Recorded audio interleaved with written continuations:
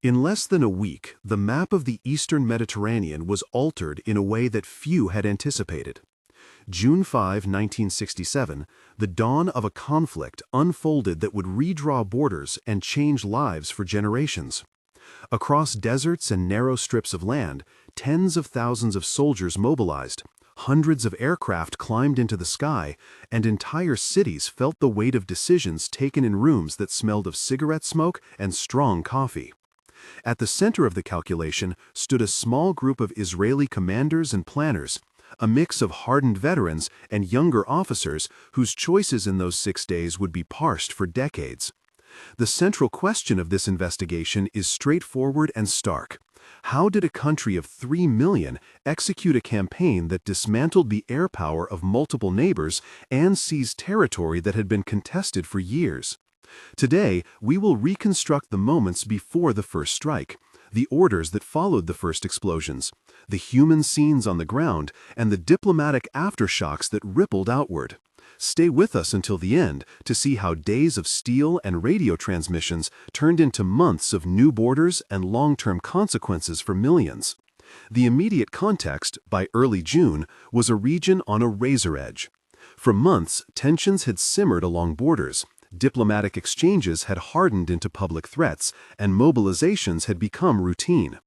Israel faced Egypt, Syria, and Jordan, each with their own commanders and their own imperatives. The closure of the Straits of Tiran to Israeli shipping had become a flashpoint that was declared by Cairo to be a legitimate response to what it called encirclement. On paper, numbers favored the Arabs in manpower and in some categories of equipment. Yet Israeli forces had a compact command structure and an air force trained for rapid, concentrated strikes. Intelligence reports, the result of intercepted communications, reconnaissance flights, and human agents, painted a picture of positions and vulnerabilities. In the Israeli war room, maps were unrolled and annotated with red ink. Aerial photographs were pinned on corkboards, and radios emitted static and clipped messages. In Cairo, President Gamal Abdel Nasser and his chief of staff, General Abdel Hakim Amer, met under the heavy smell of incense and tobacco, while in Damascus, officers listened for Syrian radar signatures and tracked Israeli troop movements against a backdrop of uneasy allies. Across the Jordan River, King Hussein watched convoys and munitions flow into West Bank garrisons, while his own calculations weighed monarchy survival against pan-Arab solidarity. Numbers mattered on paper, but logistics and timing would matter more under fire. The scale was concrete. Thousands of troops mobilized along multiple fronts, hundreds of tanks arrayed in desert formations, and air forces that could decide who owned the morning sky. Sources include declassified telegrams, intercepts quoted in academic studies, and eyewitness testimonies collected decades later. The sequence we will follow moves from preparation to execution to consequence, but it begins with a decision taken when dawn was still pale. The operation began before breakfast on June 5 with a cascade of radio calls and the low metallic smell of aviation fuel. In the Israeli Air Command room, Commander Mordechai Hod paced between maps as technicians adjusted frequency dials. The scene smelled of cold metal, the faint oiliness of engine lubricant, and the acrid tang of overheated paper from printing sorties. Sight of aircraft silhouettes filing out of Hangar 1 mingled with the thump of boots and the clink of cups against saucers in the mess. Dialogue reconstructed from memoirs and recordings follows, with 4 direct exchanges showing the pressure and immediate choices. Hod said, "We must be precise and decisive. A single wave and the sky must be denied." Robin replied, "Timing is everything. I need confirmation of Syrian and Egyptian dispersal patterns before the second phase."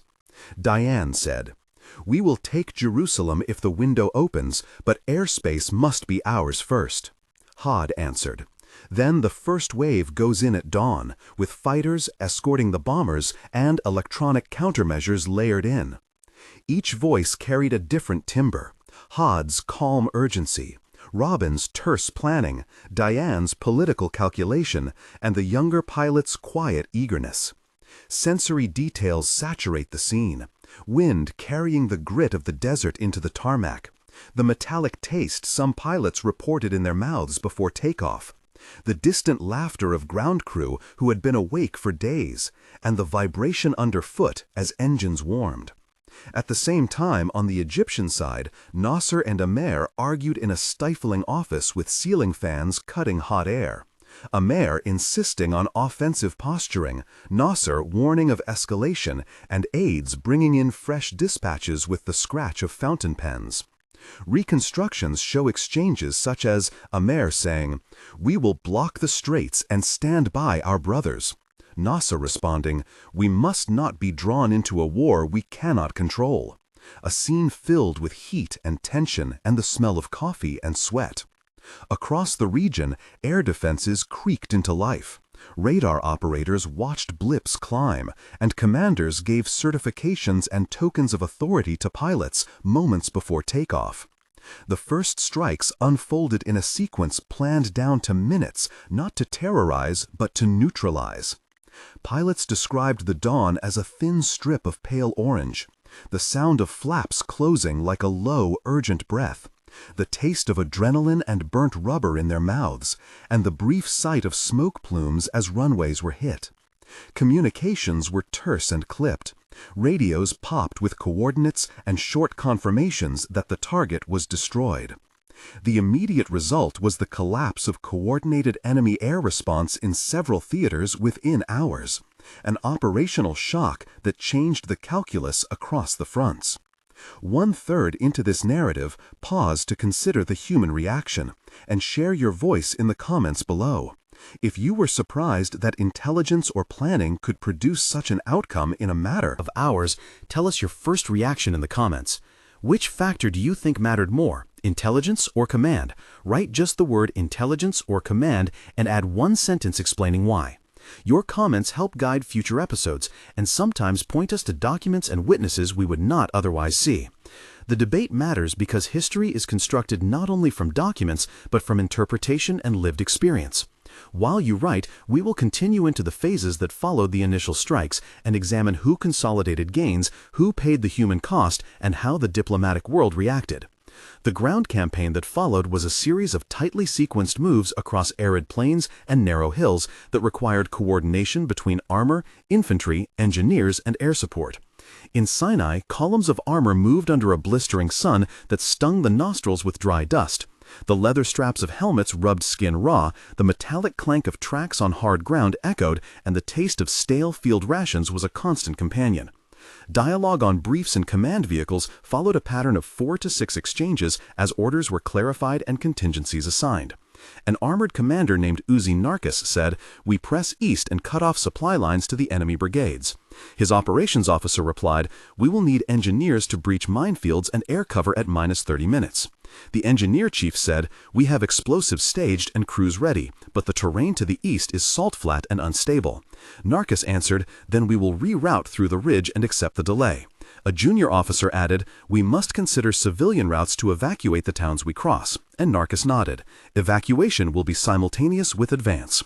Sensory detail returned to the fore. Heat shimmered on the horizon, the smell of burnt diesel punctuated the air, and the creaking of radio valves marked each transmission.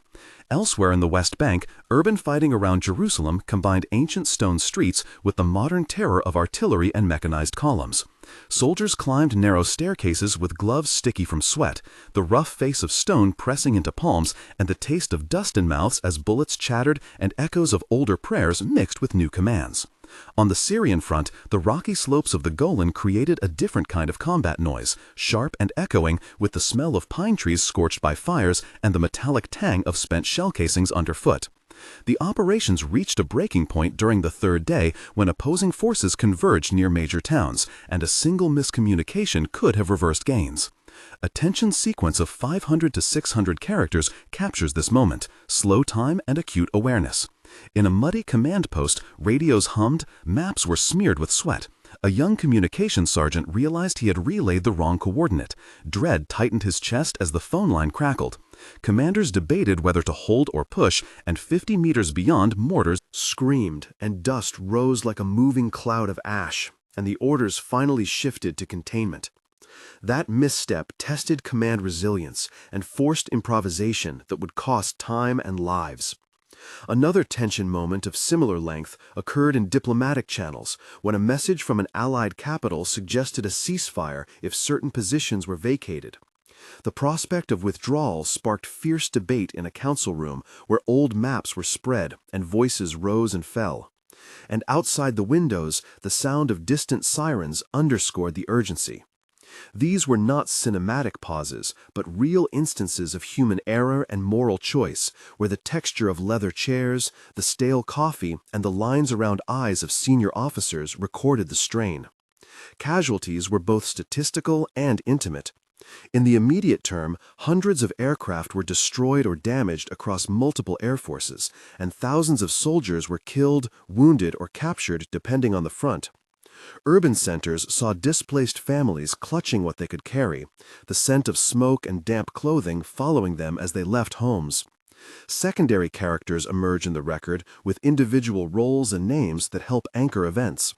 They include Moshe Dayan, the Israeli defense minister whose political calculation was decisive; Yitzhak Rabin, the chief of staff responsible for orchestration of ground operations; Mordechai Had, the air commander who planned concentrated strikes; Uzi Narkis, who led the Jerusalem front; Ariel Sharon, a brigade commander who executed daring maneuvers; Gamal Abdel Nasser, the Egyptian president whose public posture set regional expectations; Abdel Hakim Amer, the Egyptian general who managed field operations; King Hussein, who faced a personal and national dilemma; Hafez al-Assad, who commanded Syrian forces and would later play a major political role; and numerous others such as local mayors, refugee leaders, nurses, and pilots whose names appear in testimony.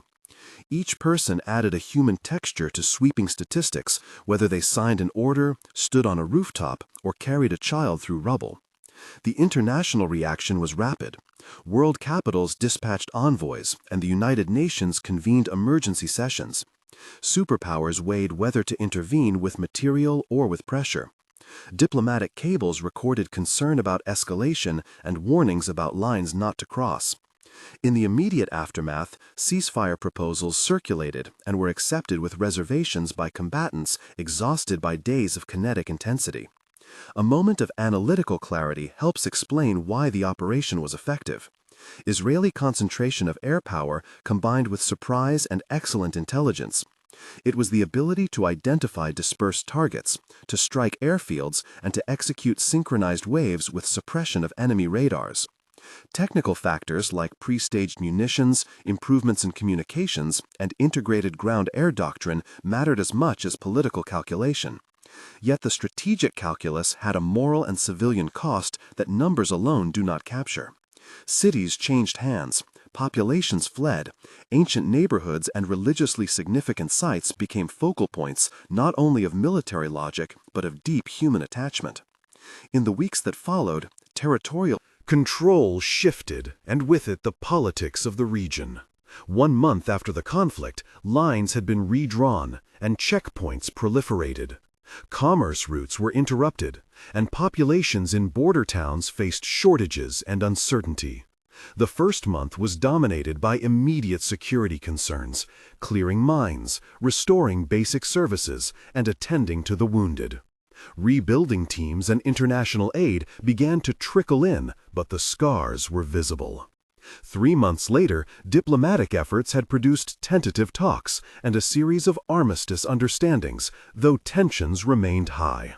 Many nations recalibrated foreign policies, military aid flows were reconsidered, and a new set of alliances and resentments came into focus. 6 months after the fighting, the practical consequences had crystallized into policies. Land that had been part of routine life now required new administrations and new legal frameworks. Epilogue. In this frame must be longer and more reflective, so we expand to cover the human, societal, and strategic fallout in depth across the required time frame. 1 month after the end of hostilities, markets in border towns were slow to recover. Food lines formed, the smell of frying bread mixed with the acrid smoke that lingered in alleyways. Schools operated on half-days. Teachers juggled traumatized children, and the creak of old doors in damaged houses reminded people of loss. Military administrations established checkpoints and issued passes. The process of re-establishing civil order was messy and bureaucratic, and many families waited to learn whether they could return to homes or would need to rebuild elsewhere. 3 months later, some reconstruction was visible, and international agencies had delivered emergency shelters, but the psychological wounds remained. In cities that changed hands, religious sites became contested spaces, and the rituals of daily life acquired a new weight. Markets regained some bustle, the sound of bartering returned, and the smell of spices and coffee signaled resilience, but underneath, the politics hardened. 6 months on, the geopolitical shifts were clearer and more durable. Governments used the breathing room to reform militaries, invest in new doctrines, and engage in diplomacy with renewed urgency. The map that had been redrawn in a week now required legal and administrative effort to be made permanent or reversible. For ordinary people, 6 months after the fighting meant new identities on documents, travel restrictions, and the slow work of reconciliation or separation. For the men and women who had commanded the operation, there were accolades and criticism alike. Histories would debate whether the strategic gains justified the human toll, and whether alternatives might have produced different outcomes. In reflection, the 6 days were both a demonstration of technical military proficiency and a reminder of human unpredictability. The operation highlighted the role of modern intelligence, of concentrated air action, of rapid decision-making, and of logistics. But it also exposed the limits of planning when confronted with the lives of civilians, the possibility of error, and the repercussions in diplomacy. The numbers were stark, but they hid stories. The pilot who saved a childhood photograph. From a burning house, the nurse who worked through nights with limited supplies, and the family that spent months displaced in a neighboring town. 10 years of scholarship and decades of testimony have not erased the immediacy of those days, but they have given historians evidence to parse choices and motives. For policymakers, the lesson is enduring, that surprise consolidated with logistics and political follow-up can change maps quickly, but that military gains can carry long-term diplomatic costs.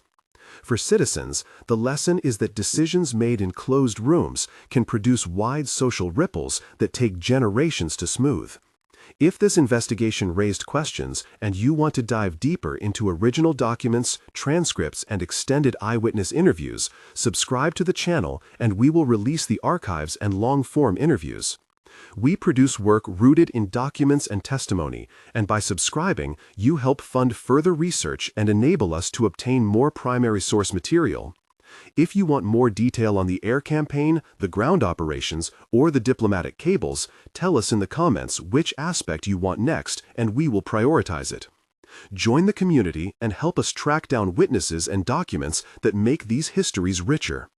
In the end, the 6 days of 1967 remain a condensed lesson in modern conflict, a condensed demonstration of strategy, execution, and the unpredictable human aftermath. The operation achieved a rapid and decisive shift in territorial control and in military balance in the region. Several hundred aircraft were rendered non-operational across opposing air forces, and tens of thousands of troops had been mobilized and engaged over a narrow geographic area. The immediate territorial changes produced months of administrative overhaul and long-term political consequences that reshaped alliances and defense priorities for decades. 1 month later, civilian life was marked by shortages and ad hoc governance. 3 months later, diplomatic efforts had produced armistice agreements, but not lasting reconciliation. 6 months later, militaries had reorganized and political leaders were preparing new strategies that reflected the altered reality. The human ledger remains complex. Families mourned, rebuilt, and adapted, while others found new homes and new refusals of return. History records both the technical mastery displayed and the costs borne by people and societies. If this account prompted new questions, subscribe and comment with which aspect you want us to examine next. Histories like this remind us that the past is made of choices, and that behind every map there are stories worth telling.